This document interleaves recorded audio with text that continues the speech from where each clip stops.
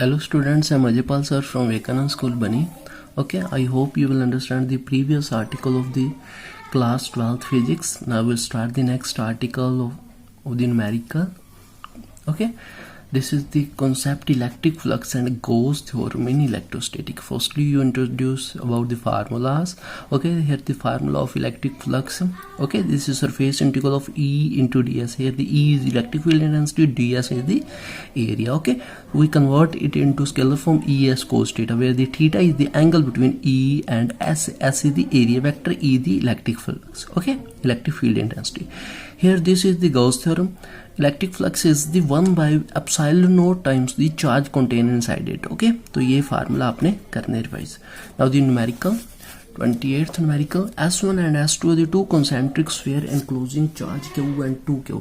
Okay, दो sphere है S1 और S2, दोनों के अंदर चार्ज कंटेन है. S1 के अंदर Q चार्ज कंटेन है, S2 के अंदर 2Q चार्ज कंटेन है.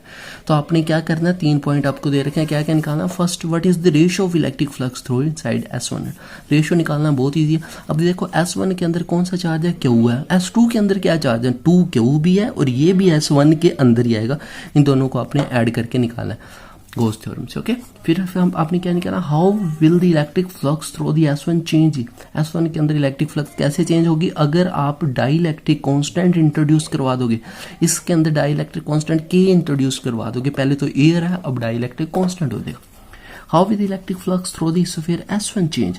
S1 में क्या चेंज आएगा, अगर बाहर डाइलेक्ट्रिक कांस्टेंट इंट्रोड्यूस करवाओगे S2 के अंदर तो कोई चेंज नहीं आएगा, क्योंकि आपने तो अंदर वाला देखना होता है ना. चार्ज S1 के अंदर चार्ज क्या, बाहर से कोई मतलब नहीं होता उसको.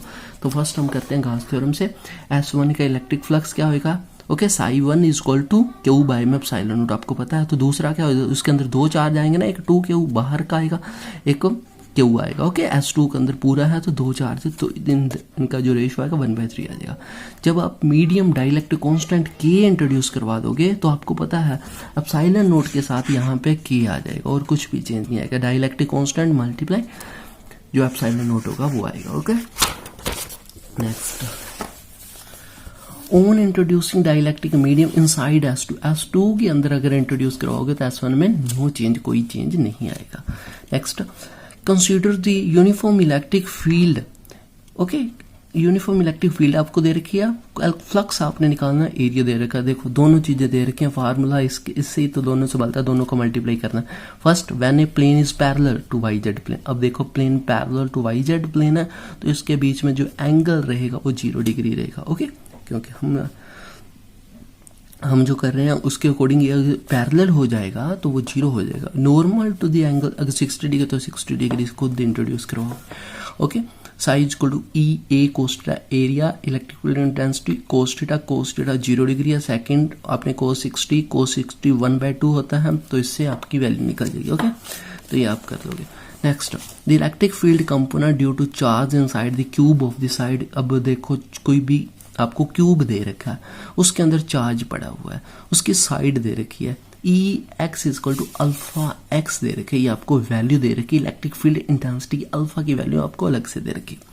अब आपने उन्होंने बोला ई वाई और ई जेड 0 है, दोनों साइड कोई इलेक्ट्रिक फील्ड इंटेंसिटी नहीं. Calculate the flux through the cube and charge inside the cube. आपने फ्लक्स भी निकालना और चार्ज भी निकालना है. ओके, देखो इधर थ्रू द लेफ्ट फेस, यहाँ पे दो फेस होंगे, एक लेफ्ट फेस होगा एक राइट फेस होगा. ओके, अब उन्होंने बोला अगर लेफ्ट फेस की बात करते हो तो एंगल जो है 180 आता है, और राइट फेस की बात करते हो तो जो एंगल है वो 0 डिग्री आएगा, क्योंकि एक साइड तो उसके साथ होगी इलेक्ट्रिक फील्ड इंटेंसिटी के, एक साइड उससे अपोजिट होगी. तो इन तरीके से आपने दो यहाँ पे एंगल इंट्रोड्यूस करवा के और नेट फ्लक्स आप दोनों को ऐड कर दोगे तो आपका आंसर आएगा. ओके, नेक्स्ट, ये दोनों न्यूमेरिकल आप खुद करोगे, वही आपने एंगल ही सिर्फ पुट करनी है फार्मूले के अंदर, बहुत ईजी है. नेक्स्ट मैं करवाता हूँ.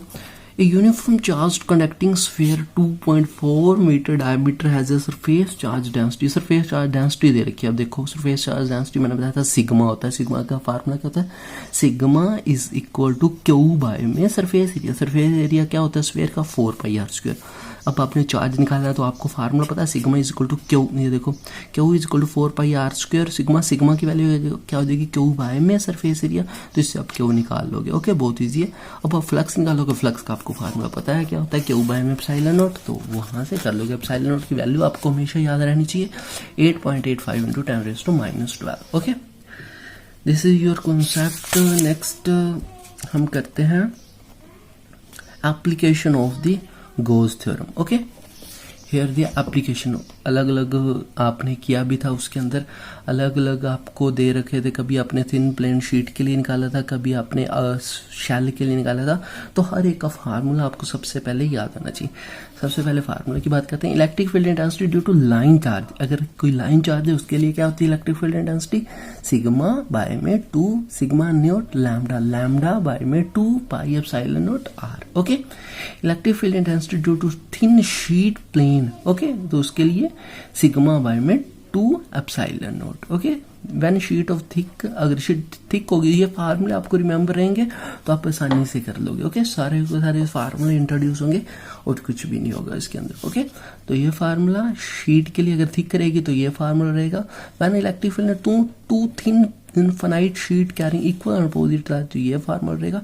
Electric field intensity at a point on the surface of outside charge spherical shell के लिए क्यू बाय में 4πε/r²। ओके, तो ये आपने फार्मूले करने हैं सारे। Electric field at a point inside charge solid non conducting के लिए आपने बताया था आर रो बाय में 3ε0। तो ये सारे आपने करने हैं, उसके अकॉर्डिंग आपने ये करने, आपको आसानी से मैं करवा देता हूँ। फर्स्ट देखते हैं एन इनफिनाइट लाइन चार्ज। अब देखो लाइन चार्ज के लिए आपने कौन सा फार्मूला, फर्स्ट फार्मूला यूज होगा। ओके, प्रोड्यूस ए फील्ड आपको दे रखी है एट ए डिस्टेंस भी दे रखा है, आर भी दे रखा है। आपने लीनियर चार्ज डेंसिटी निकालनी है, मीन टू से आपने सिग्मा निकालना है इसके अंदर। ओके, लैम्डा निकालना, सॉरी, ई की वैल्यू दे रखी है, आर की वैल्यू दे रखी है, फार्मूले में इंट्रोड्यूस कराओगे सभी की वैल्यू है, आपने लैम्डा निकालना है, लीनियर चार्ज डेंसिटी निकालनी है। ओके, देखो कितना, अगर आपको फार्मूला आएगा तो आप आसानी से कर लोगे। ओके, नेक्स्ट है 2 charge thin metal plates are parallel and close to each other. 2 thin metal की प्लेट है, पैरेलल एक दूसरे के, on their in linear face the plate have the surface charge density दे रखी है। ओके, मैग्नीट्यूड भी, व्हेन what is E निकालना, on to left of the plate, to the right of plate, to the between the plate। अब आपको मैंने बताया था लेफ्ट, राइट और बिटवीन द प्लेट के लिए अलग अलग फार्मूले होंगे, तो उसके लिए आप निकालते हो on the left end field of the 2 plate are equal and opposite. Left के अंदर फील्ड दोनों इक्वल और अपोजिट होता है, E0 हो जाएगी, राइट के लिए इक्वल, बिटवीन के लिए आपका फार्मूला दे रखा है, उसके अंदर formula sigma by epsilon not करोगे तो आप कर लोगे। ओके, तो इस तरीके से आप अगर आप करोगे तो आपको आसानी से, ये आपने खुद करना, बहुत इजी है। ओके, ये अगले वाले आपने न्यूमेरिकल खुद करने हैं। तो ये आपके इस चैप्टर के आपके न्यूमेरिकल कंप्लीट हो रहे हैं। तो ये न्यूमेरिकल आप सारे के सारे कंप्लीट करोगे और आपका नेक्स्ट मंडे को न्यूमेरिकल्स का ही टेस्ट होगा। इस चैप्टर के जितने भी न्यूमेरिकल्स हैं उन सभी का टेस्ट नेक्स्ट मंडे को होगा। ओके, तो आपने सारे न्यूमेरिकल्स रिवाइज कर लेने हैं। कल से आप फर्स्ट डी शुरू करेंगे। ओके, फर्स्ट डी क्या है, कैपेसिटेंस के बारे में है, तो आप फर्स्ट डी कल शुरू करेंगे। Okay, take care, stay home, stay safe, bye.